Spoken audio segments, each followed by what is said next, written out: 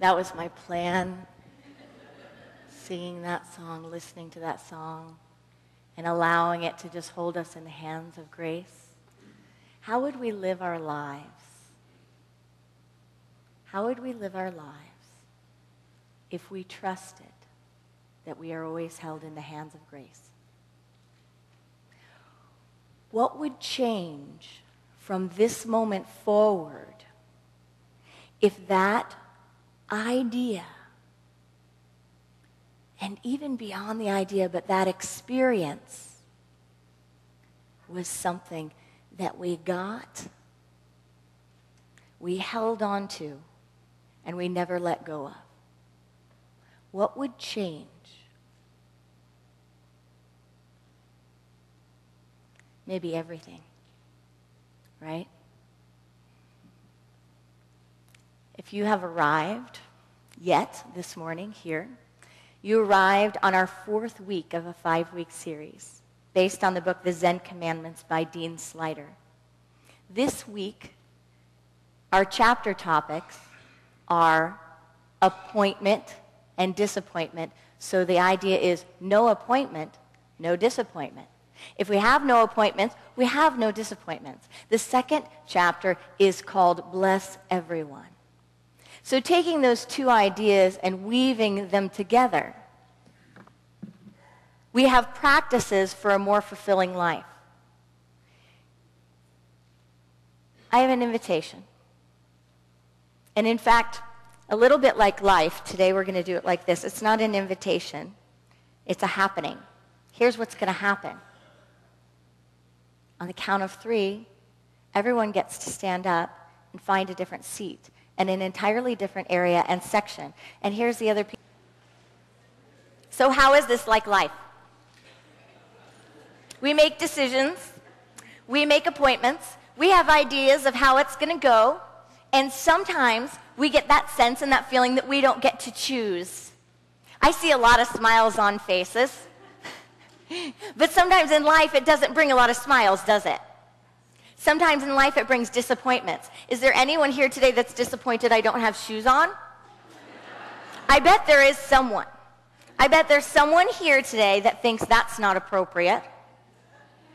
I bet there's someone here today that is just so frustrated that they had to move their seat because that's where they sit and that's how it goes. And you didn't know what my plan was for why I was sitting there today. Maybe it was the first time. Maybe it was the first time that you came from the back and you went to the front, or you came from the front and you went to the back. Maybe you had another plan, right? When we have plans, sometimes we feel like a bird in a cage and the cage gets shaken. And then we begin to birth other aspects of ourselves that feel tortured and tormented by life. But what happens in life when we surrender to that idea that we are always held in the hands of grace? That in fact, if there was a big switcheroo, if there was a big disappointment, that I can still stand in the midst of it, in the middle of it, and come from it and recognize that this too is about my good. This too is for me. There's something here for me that maybe I couldn't have planned if I tried. And am I willing to trust that I am held in the hands of grace? Could that be our affirmation anytime life brings us an experience like this? Could we just look at it and say, well, I'm held in the hands of grace? I invite you to take a deep breath, look at your neighbor, look at your seat and say, well, I'm held in the hands of grace. Amen? So I was in my chiropractor's office. It's really nice seeing you all in different places. It's fun for me. I was in my chiropractor's office, and there was this affirmation on the wall. In the infinity of life where I am, all is perfect, whole, and complete. I am one with the power that created me. I am divinely protected and guided, and I surrender to that power. I surrender to that power. A lot of times, unity people can have a hard time with the word surrender. A lot of times human beings can have a problem with the word surrender. What would a free, open, progressive surrender look like? What does it take to surrender to that power? Well, a lot of people talk about my will and God's will. Can we hold on to the idea, or even try it on, that there are not two conflicting wills? That in fact, there is only one will. That it is impossible for there to be a high divine will that was birthed in the mind of God, that is the will of God for you, that is also not your truest, deepest, most alive will for yourself.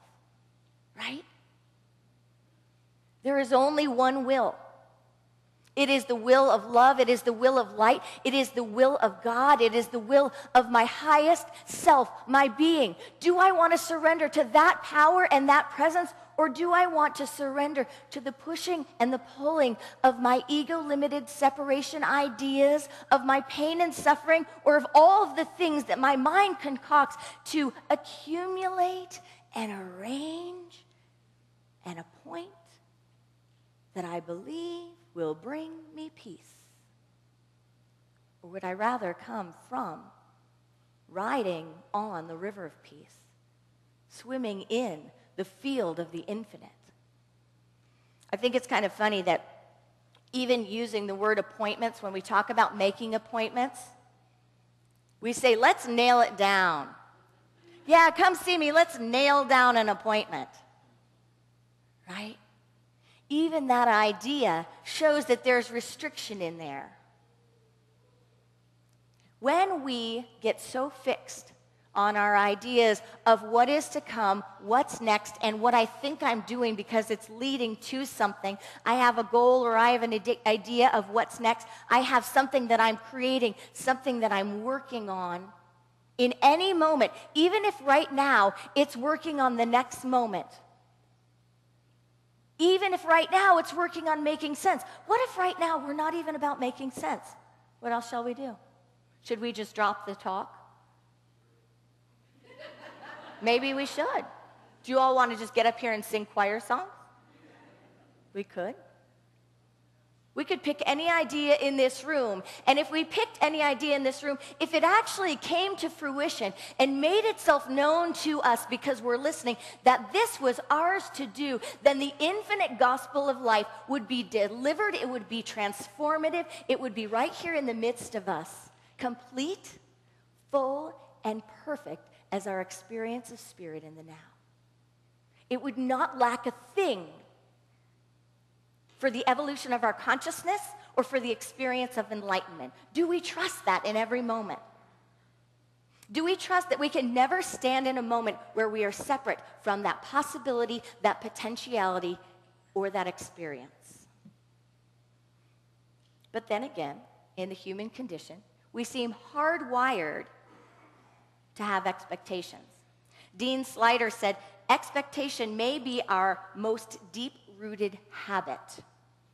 But we know when we look at spiritual principles and spiritual teachings from world religions, we see that appointments, attachments, ideas that crystallize can lead to suffering, can lead to a separation consciousness, which then can lead to a pain body or a painful experience, which then gives rise to more painful experience. Not what we're all looking for, is it? No. From a sense of separation, from a pain body, there's actually nothing to give. Because when I am distracted in my pain, I cannot be present for you. The moment that I am in my separation, I can't bless myself, I can't bless others. I'm not here being what I feel like I am here to be, which is to be an inlet and an outlet of God, to be, in fact, an expression of that light.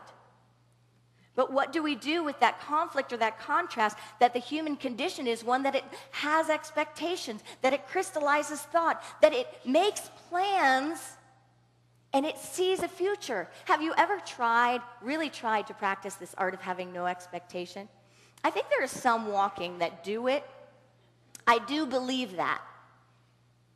But have you really tried to say, okay, so what if this is happening today and I have no expectation that it's going to be here tomorrow? I have a friend, I used to drive her crazy because whenever we would say goodbye to each other, it didn't matter if it was a big goodbye or a short goodbye, we would say goodbye, and when she gave me the hug, she'd say, oh, until next time, we'll see you next time, da-da-da.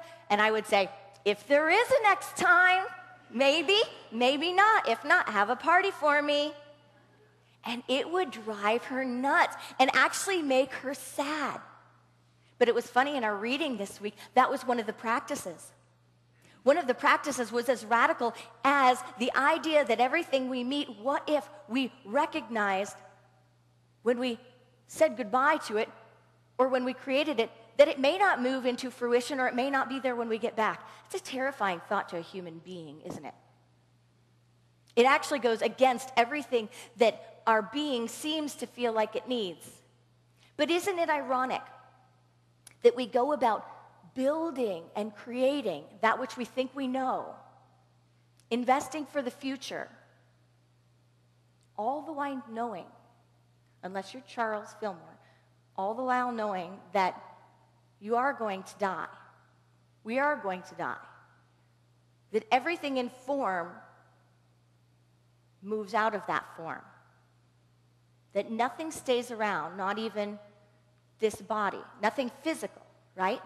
See, I see, and it's scary. Like, can you even feel the energy in the room? We so want it not to be true, right? Do you feel that ever in yourself? Because we like holding on. We like that sense of control, that sense of knowing, that sense of I've got it, rather than this other idea that seems so scary, but in fact is a liberating idea. Let go, let go, let go, because there is freedom here. See, I think the problem is not rejecting the self that has expectations, that makes appointments, that has attachments. It's not rejecting that self. It's that we're living from, when we have that full experience and it captivates our being, we are living from the form, the matter, the confined, the shaped. And we are trying to press that human experience into the expanse of a spirit. And folks, it's the wrong way around, right? We are a spirit, we are infinite, we are unbound, we are unlimited, and we are dipping into an expression of form. And simply rearranging the mind in that way, we can live in a whole different paradigm. I'm not meant to be pressing my form into my spirit and expect for that to satisfy me. I am a vessel, I am energy, I am life, I am light, and I am continuously here to be bringing the invisible and the unformed into form, trusting the whole time that it is all in the hands of the infinite. But how do we really live like that? We've all heard that funny statement, make plans, God laughs. Who doesn't have a plan for this next week? Anybody here that doesn't have a plan? At all? Not even to brush your teeth? No plan? Make plans, God laughs. So what do we do with the seeming paradox of these teachings? If we live life as a series of appointments to always get somewhere, to get something, to be with someone, we can confuse our human experience with the spiritual experience. The human experience will always be limited. The spiritual experience is always infinite. We have our hands or our feet, however you want to say it, in both worlds. But one should be the one we're grounded and rooted in, while the other is the one that we realize can move. Therein lies the spiritual safety. Because when we believe we're doing everything for the sake of something, we're playing a rude game with ourselves. It's like running around in circles. But if we simply shift the paradigm and recognize that in each moment, we are here in the moment for the fullness of the experience of the moment. A portal opens into a whole new world and a whole new way of living, a whole new life and a whole new paradigm that's based on being a spirit in human form. And in fact, it shifts, everything shifts. No longer are even our teachings confusing, because look at these teachings that we have. Even with our visioning, even with our meditation, we act like we have goals, right? We act like we're going somewhere with them, right? Hold a vision. Say a prayer. Why would we even pray if we're not trying to do something or get somewhere, either with our consciousness or our lives, right? There's still a reason to pray. There's still a reason to make appointments. There's still a reason to vision. But it is not so that we can take that bird and put it in the cage. See, that bird has wings. And doing the simple shift from attachments and expectations and appointments to pure intention opens the door to the cage to make sure the bird is never in it when it gets rattled. And that's the practice of letting go. These paradoxes are just seeming paradoxes. They're not real. The problem is not the attachment altogether. It's the attachment to the outcome. It's the attachment to the perceived meaning, right? Anyone that had a marriage that lasted for 20 years and then dissolved knows this practice, that if you don't tether yourself to the meaning of every moment and that every moment had purpose, you could spend the rest of your life concerned that you wasted it because what you thought you were building the whole time dissolved. Nothing is ever wasted. No time is ever wasted. But when we create from that space of attachments, we play tricks with ourselves. You know, Charles and Myrtle, we have Neil Volley here today with us, and Charles and Myrtle in this book, I did some fantastic jumping around and jumping through, and a couple interesting things about them and appointments and disappointments. Think about this. This is in the late 1800s, and Charles, in this book, it tells us his parents were separated by the time he was 7. That sounds like a disappointment, doesn't it? I thought that my family was one of the early families of divorce. That was in the 80s of another century. Really, think about that appointment. Myrtle married Charles when she was 36 years old. What do you think that was like in the 1800s? She had her third child at age 44. What do you think that was like in the late 1800s? Expectations, ideas, disappointments, attachments. Unity is founded on people that demonstrated and actualized the power of letting go of all of them for something greater. Charles wasn't even educated in school, and he became the head of a school. The book tells us that there were not a lot of times when he even had the expectation of having anything to do with religion, had no interest in the spiritual path of religion or the practice. He was in real estate, but he was open to a greater possibility that had nothing to do with goal setting and expectations, nothing to do with saying, well, if X, Y, Z, then I can acquire A, B, C. It came from a great letting go, a boundless burst of having an intention and giving it wings to fly. Deepak Chopra says in the 7 Spiritual Laws of Success, relinquish your attachment to the known, step into the unknown, and you will step into the field of all possibilities. You don't give up the intention and you don't give up the desire. You give up your attachment to the results. Are we willing to give up the attachments to the results so that we can live a free life? In the Zen Commandments, Dean Slider says this: no appointment, no disappointment. Scrawl it on your wall with spray paint, scribble it on your mirror with lipstick, tattoo it on the inside of your eyelids. No appointment, no disappointment. If you don't build your world on expectations, it doesn't collapse when things turn out different. This is not resignation, but liberation. It's disillusionment in the best sense. It's disillusionment in the best sense. Cutting free from the illusions that have bound us. And since all of our expectations are based on what's gone before, it's opening up to the amazing possibilities, to that which we don't know how to expect. Are we open to the possibilities that we don't even know how to expect? Slider goes on to talk about how when we do that, we become blissfully ignorant about what will happen next. Does that sound great?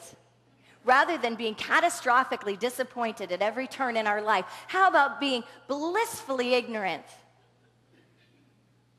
A beautiful surrender, a holy one, not one that doesn't have any desires that are of the Father, of the source, but one that is based on attention and intention, rather than trying to control form and matter and hitting our heads up against the same wall over and over. He says that when we master this, we will no longer be distracted by coming attractions. We stop missing the main feature. So are we willing to live in the feature, or are we attached to living in the future? The process and the choice is up to us.